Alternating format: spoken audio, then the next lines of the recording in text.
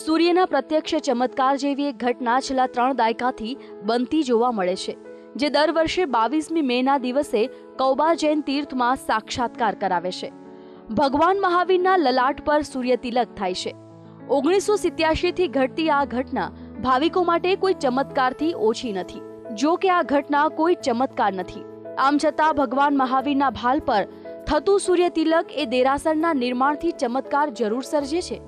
જ્યોતિષ શાસ્ત્ર પ્રમાણે સૂર્ય ક્યારેય વક્રગતિ નથી કરતો અને આ જ આધારે દેરાસરનું નિર્માણ કરાયું છે, જેથી પ્રતિવર્ષ 22મી મે બપોરે 2:07 આ સૂર્ય તિલકનો સંયોગ રચાય છે. વિશ્વનું આ સંભવતઃ એકમાત્ર જિનાલય છે જ્યાં આ સંયોગનું નિર્માણ થાય છે.